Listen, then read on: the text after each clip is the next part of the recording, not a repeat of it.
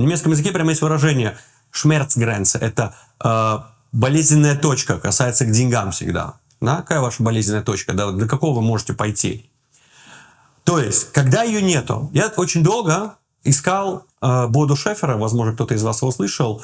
Вот, он money coach, как там с финансами обращаться. И у него была программа, и я когда проходил, когда мне было 19 или 20 лет, метатехники. И очень классная штука, именно касающая продажи в переговорах. Вот, и он ее давно не проводит. И ее нигде нету. Я ее искал. Искал, очень долго искал. Там eBay, Amazon, везде, вот по всем доскам объявления, дал своему ассистенту, сказал, пожалуйста, найди, надо посмотреть, там было классно, все. И как-то вот вечером я захожу, лег и чуть-чуть там полистать телефон решил. И захожу, вот у нас есть такой eBay Kleinanzeige, то есть eBay маленькие как бы объявления. Захожу и вижу метатехники. Да? Сумма не маленькая. И я увидел, и у меня сразу же такое... Бух, вау, это то, что мне надо, я хочу купить. Я сразу человеку начал писать. Хотя стоит это немало. У меня не было боли. Почему? Потому что когда я понимаю, что я получу, вот тогда эта боль меняется на радость. То есть, если человек отдает и не понимает, поставлю я газ или не поставлю, он тебе будет, ты это будешь слышать. Но если я помогаю человеку, и человек вот это чувствует, я закрываю этот вопрос, то все, вопрос решен. Короткий пример на эту же тему. Я решил купить камеру, потому что мой маркетолог говорил, надо все записывать, должен как бы себя записывать, бла-бла-бла, онлайн-маркетинг, нужная вещь. Я пришел в магазин, начал смотреть камеры и понял, что я в них ничего не понимаю, и смотрю на них, как, грубо говоря, это делает женщина, насколько она красивая, эта камера. Вот что я смотрю. Что я делаю? Я позвал продавца, консультанта. Он минут 40 рассказывал мне о камерах экскурс, который я хотел бы ему заплатить, чтобы он записал, я узнал очень много. Вот. Из этих минут 40 я минут 25 медитировал. Стоя с открытыми глазами и говорил да-да-да. В конце разговора я сказал, окей, я понял, мне нужно прийти с моим айтишником, чтобы он мне сказал, потому что я нифига в них не понимаю, он мне столько рассказал, что я пошел. Я с моим айтишником пришел в магазин, говорю, вот я что понял, что мне рассказали, посмотри. Он посмотрел, начал мне что-то говорить, я говорю, стоп, я ничего не понял, иди сюда, общайтесь. Я ушел посмотреть телевизор, там еще для дома надо было что-то купить, потому что они там начали общать такие слова, говорить, я их вообще не начал понимать. Я пришел, говорю, Алекс, что будем брать? Он говорит, ты знаешь, я в камерах не очень понимаю, надо посоветоваться с тем, кто понимает. Пойдем. И мы ушли, короче.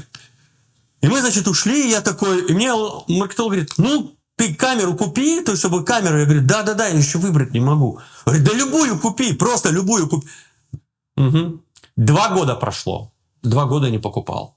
В какой-то момент захожу в Amazon, он что-то там искал.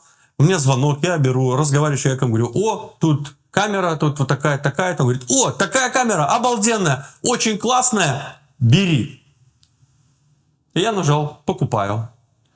И я купил. И когда я купил, такой, класс, камера пришла, я такой по-настоящему хэппи, такой, все классно, всем об этом рассказал. Факт в том, что 2 раза я был в магазине.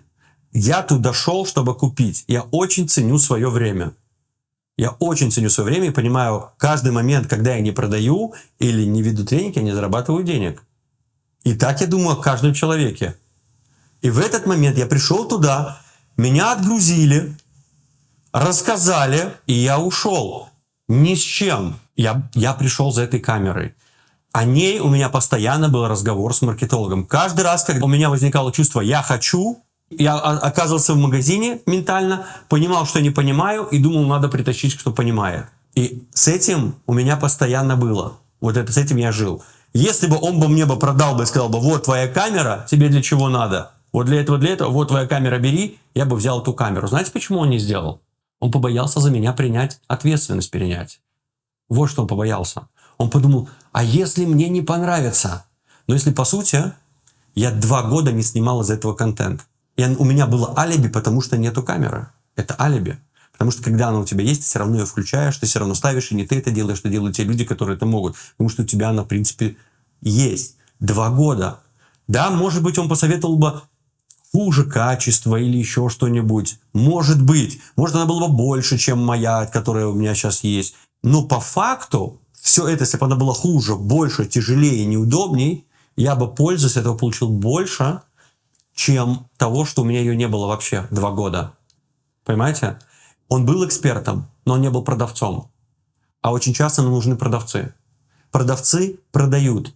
Это самая большая разница, что эксперт, он понимает, что он знает, он много знает и очень много может как бы про это рассказать. И он думает, если я расскажу про товар, то он по-любому купит. Нет. Он купит, если я ему его продам, если я буду продавать.